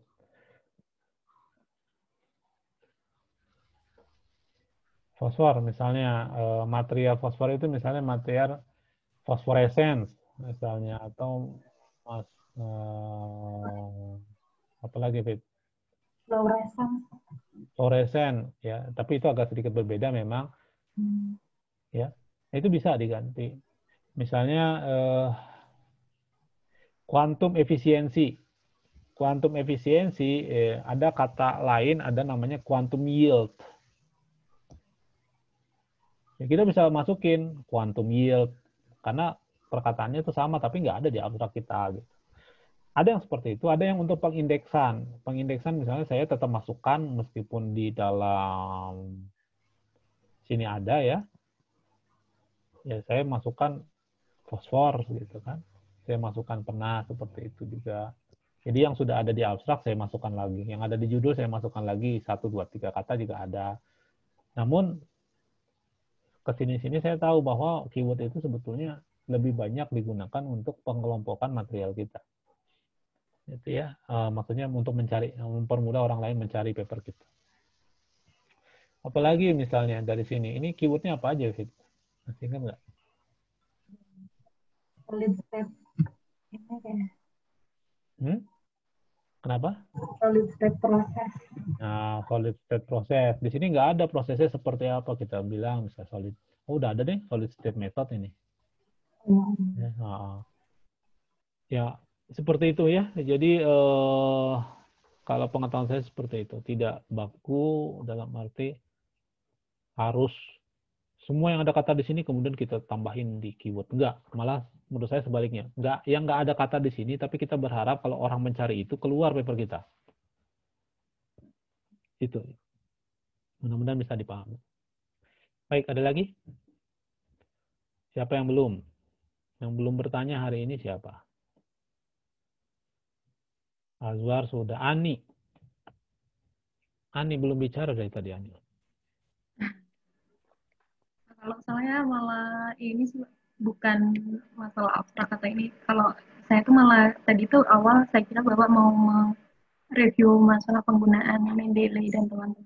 Soalnya saya sudah mencoba dan ternyata saya coba baca lagi guide for author dari paper yang saya ingin submit kan, ternyata nggak ada Pak yang di listnya gitu kan Pak. Dan ternyata saya cuma pengen share saja, ternyata apa yang ada di Mendeley itu tuh bisa kita ganti gitu loh Pak. Misal APA cara penulisan reference itu kita bisa ganti gitu Pak. Nah itu baru saya tahu bisa sesuaikan sesuai dengan yang diminta oleh for author-nya gitu sih Pak. Jadi pertanyaannya apa? Nggak, saya nggak ada pertanyaan di sini. Jadi saya di sini belum ada pertanyaan sih Pak. Saya sebenarnya tadi tuh di awal saya cuma pengen share aja bahwa tidak semua paper itu memberikan guide bahwa referensinya itu harus sama dengan yang sudah ada gitu Pak. Kadang beberapa paper tuh membuat referensi tersendiri yang mereka Maksudnya pilih. begini, beberapa paper di sebuah jurnal formatnya berbeda-beda, maksudnya begitu ya? Iya, kadang kalau misal di Mendeley itu sudah ada beberapa misal kayak Harvard apa itu kan Pak, yang contoh penulisan referensi gitu kan Pak. Ternyata di paper yang ingin saya tuju tuh mereka tidak menginginkan itu semua yang sudah dilistkan oleh Mendeley, Zotero maupun EndNote. Jadi kita sebenarnya harus membuat. Jadi formatnya nggak ada di sana. Maksudnya ya gitu. Yang sudah di Mendeley waktu itu saya lihat, dan ternyata saya lihat lagi ada tutorial itu kita ternyata bisa mengubah, misal yang saya mau ubah itu adalah reference gitu kan. Terus saya bisa ubah CSL formatnya. Ya, baik, saya bisa paham. Kalau yang untuk ini saya belum ada sih. Oke, jadi memang benar. Kemarin kita nggak sempat bahas ya. Misalnya begini, saya ingin submit ke sebuah jurnal. Ternyata jenis format penulisan referensinya tidak ada misalnya di Mendeley. Nah, ini gimana caranya? Pak, ini di jurnal saya ini nggak ada nih format yang sama gitu kan. Pertama, kalian harus cek di jurnal yang ingin kalian tuju, ada nggak format, disediakan nggak format untuk Mendeley. Kalau memangnya nggak ada juga, kalian bisa mengeditnya. Cuma saya nggak tahu di Mendeley bisa nggak. Kalau tadi dibilang sama Ani, bisa. Jadi bisa diganti itu di Mendeley-nya, itu formatnya disusun sendiri oleh kita. Kalau di EndNote bisa. Jadi cari yang paling dekat dengan format mereka, kemudian kita edit. Misalnya ini, koma jadi titik koma gitu. Itu bisa dirubah aturannya. Sehingga nanti kita save dengan file baru, dengan format baru. Nah, setelah itu nanti kita aplikasikan ke paper yang kita buat. Itu nanti akan mengikuti. Mungkin begitu ya, itu bisa. Di Mendeley saya belum pernah, tapi kelihatannya bisa. Kalau di Zotero itu sulit. Kalau di Zotero itu kayaknya sulit. Ya. Jadi khusus untuk jurnal-jurnal yang sudah ada template saja. Misalnya di jurnal tertentu menyediakan ini loh template referensi saya untuk Zotero, silakan di download kemudian digunakan. Itu ada. Mungkin begitu ya Ani ya? Iya Pak, jadi memang harus diedit, dan editnya tuh di web gitu sih Pak. Nanti kita install lagi di Mendeley.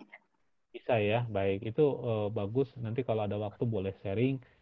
Kalau di EndNote sih Fitri udah bisa nggak Fit? Kalau di EndNote?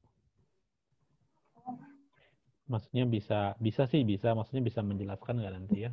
Punya pengalaman nggak? Kalau dulu saya punya pengalaman. Gitu. Baik, terima kasih Ani.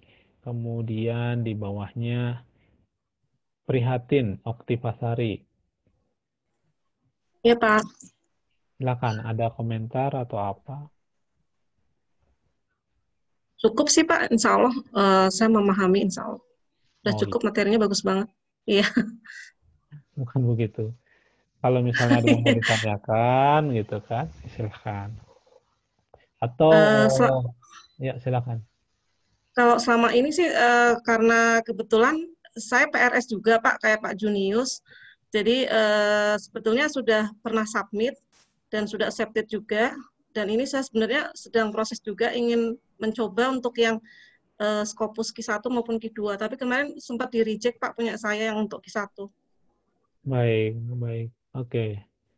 Mudah-mudahan nanti ya bisa diterima. Amin. Ya. Hmm.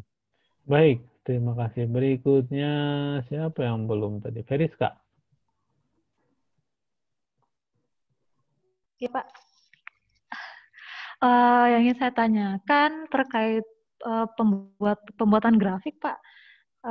Kemarin itu saya sempat memplot grafik di Kittyplot kalau yang untuk di Linux. Tapi Iya. kekurangannya menurut saya untuk untuk kita menuliskan pangkat 10 pangkat sekian itu masih pakai sekian gitu, Pak. Tadi Bapak menjelaskan sebaiknya tidak digunakan yang seperti itu gitu, Pak. Berarti tidak sebaiknya saya gunakan itu atau gimana ya, Pak ya? Baik. Pertama begini, kalau di saya beberapa paper itu saya jarang sekali melihat, hampir nggak pernah melihat yang pakai EE gitu ya. Namun saya kan nggak melihat semua jurnal sih. Kalian mungkin bisa ngecek jurnal yang ingin disubmit. Ada nggak yang pakai itu? Kalau misalnya ada ya silahkan, nggak apa-apa. Disubmit dengan format yang ada E-nya juga. Namun kalau di jurnal itu ternyata nggak ada, ya kalian harus coba ubah. Ya. Apakah harus dari latex? Iya sih, emang latex sebaiknya memang bisa ya. Namun kalau misalnya keterbatasannya itu pakai software grafiknya nggak bagus, kayaknya ada yang bagus, saya coba dicari yang bagus. Memang seperti Origin pun berbayar sih gitu. Atau begini, saya nggak tahu, bisa nggak misalnya grafik itu dibuat di software lain, kemudian Anda tinggal ubah ke TIFF atau JPEG, jangan JPEG lah, tapi TIFF, model TIFF, kemudian di embedded atau dimasukkan, di attach bisa kan mengattach file gambar kan, kalau di Linux kan? Pasti bisa Saya ya. belum pernah coba, Pak. Mungkin nanti bisa dicoba. Ya, Pak. Pasti bisa. Kalau foto gimana nempelinnya? Pasti bisa kan? Bisa, Pak. Iya. Jadi Anda buat sebagai gambar JPEG foto Iya, gitu, Pak. kemudian ya. Nah di situ Anda bisa pakai Windows untuk buatnya atau ya software-software Linux yang lain lah. Yang bagus. Memang harus bermodal sih. Iya, Pak. Atau mungkin Anda kurang menguasai software yang barusan ya, Kinit ya. Ya, coba dikuasai. Iya, bisa jadi, Pak. Nanti adalah pengajaran Fitri, nanti tolong disiapkan bagaimana cara membuat grafik. Dimulai dari Excel ke PowerPoint. Saya biasanya gitu, dari Excel ke PowerPoint gitu kan. Karena lebih bagus ya. Excel, dibuat Excel, kemudian nanti saya ungroup, kemudian saya buat lagi grafiknya. Baik, berikutnya yang belum siapa, Azwar ya? Udah ya. Muhammad Taufik Rahman.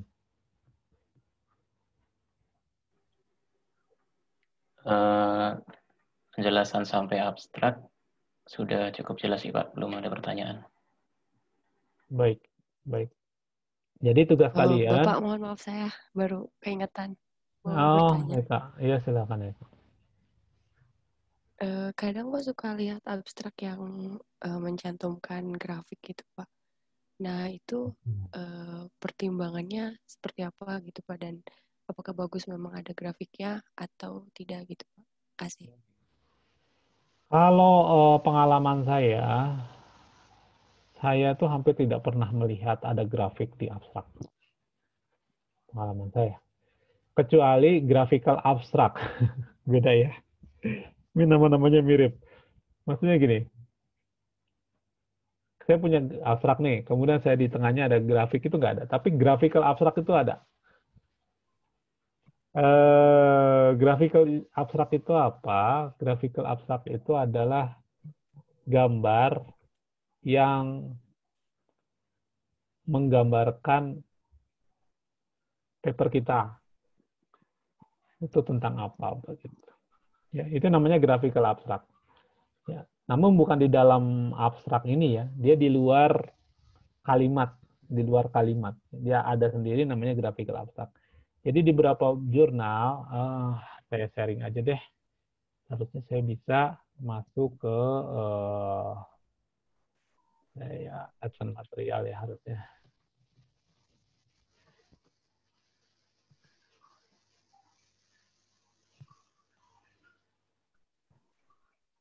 Oh, salah. Oke. Udah kelihatan?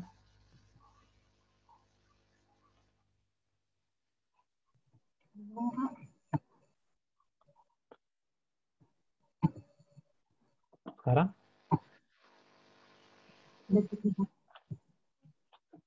Sekarang kelihatan? Sudah. Ya, baik. Sudah kelihatan. Oke. Nah, di advance material ini itu selalu ada yang namanya graphical abstract. Jadi tulisannya seperti ini. Oh, sekarang ada abstraknya juga ya biasanya. Nah, ini tapi ini bukan abstrak harusnya ya. Jadi ini graphical abstract yang di ini ada gambar. Ya. Ada gambar yang menunjukkan ini namanya graphical abstract. Di dalam abstraknya ya kalau di dalam abstrak itu maksud yang saya bilang misalnya begini.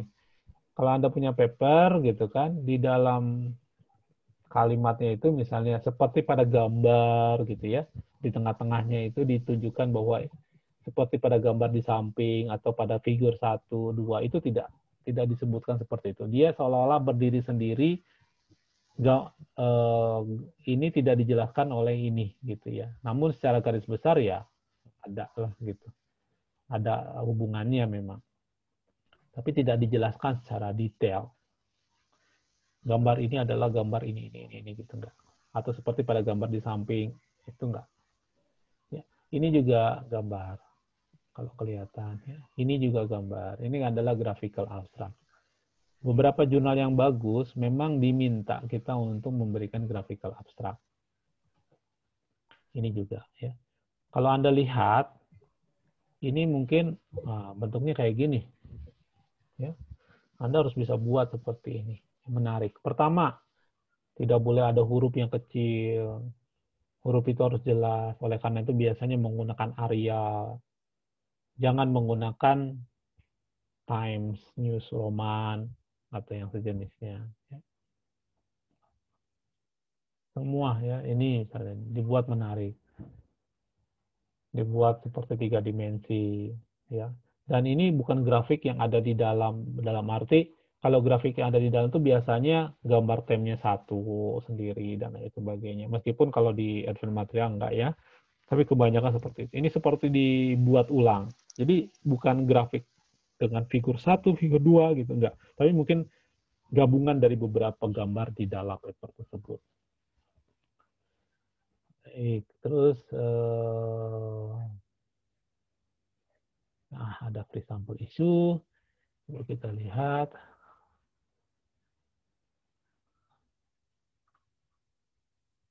Nggak jalan-jalan ya.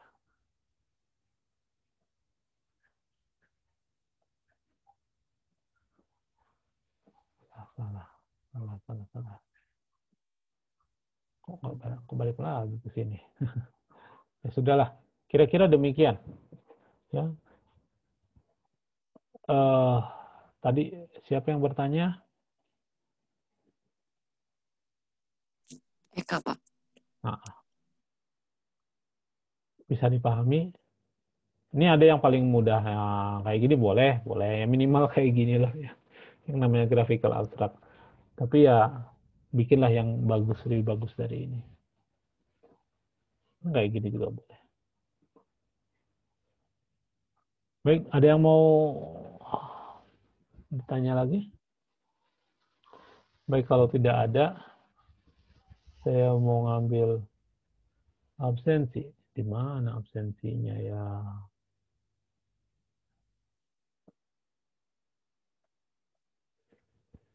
Tadi saya sebetulnya sudah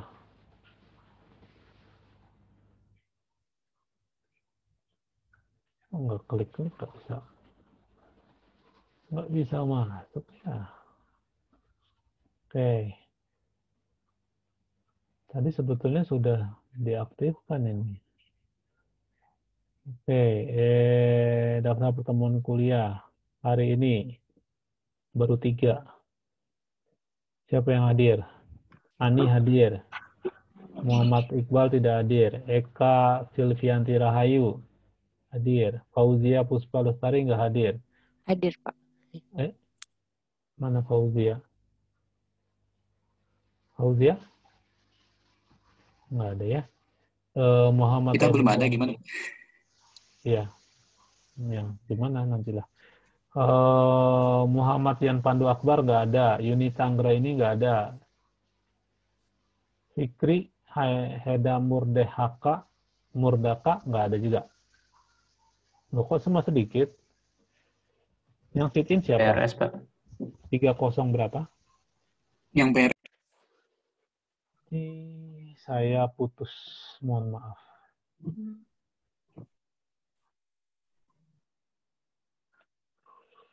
Baik, saya ulangi.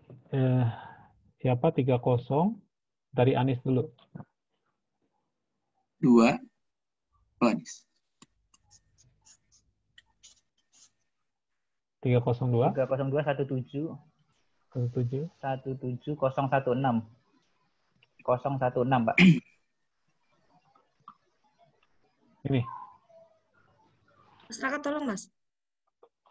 Mas Raka tolong, Mas. Jangan ribut ya. Tutup pintunya. Kemudian Itu angkanya kelebihan 1, Pak. yang mana? 217016. Oke. Baik, Pak. Kemudian siapa? 302. Ini berbaris gimana caranya? Oke, 302. Simpan dulu mungkin. 16. 16. 008. Nama? Junius, Pak. Kemudian, udah. Ada, Bu. Saya, Pak. Ya, 3021 7006. Ya, Prihatin Oktivasari.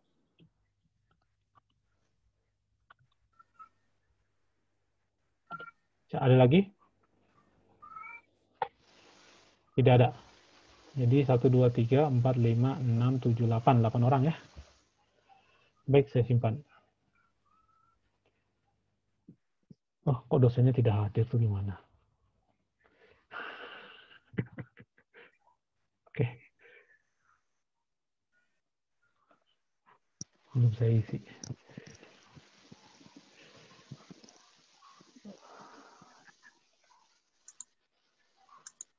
Gimana lihatnya rekap kehadiran?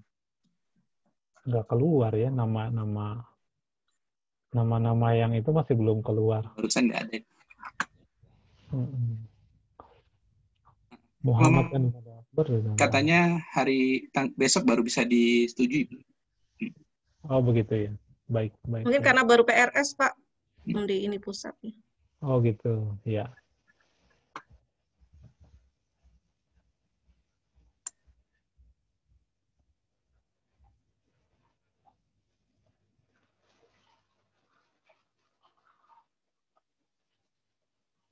Nggak ada juga ya.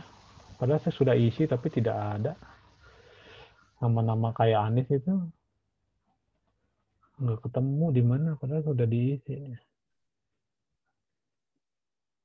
Namun nggak ada.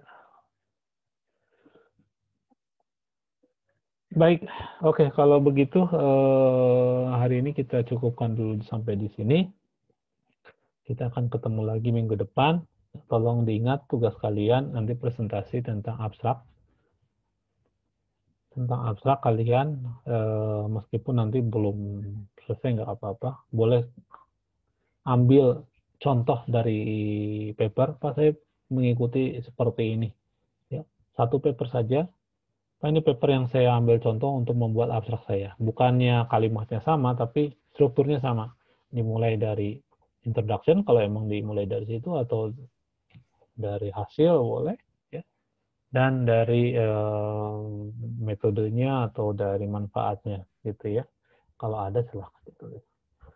Baik, bagi yang sudah punya paper, silakan papernya saja ditampilkan dan nanti dijelaskan. Atau orang nanti sekitar 2 menit, 3 menit, ya, nggak usah banyak-banyak, jangan terlalu banyak-banyak. Baik, kalau tidak ada lagi pertanyaan, kita cukupkan sampai sini. Kita tutup. Selamat sore. Assalamualaikum warahmatullahi wabarakatuh. Waalaikumsalam warahmatullahi wabarakatuh. Satu. Makasih, Pak. Terima kasih banyak, Pak. Makasih, Pak. Terima kasih, Pak.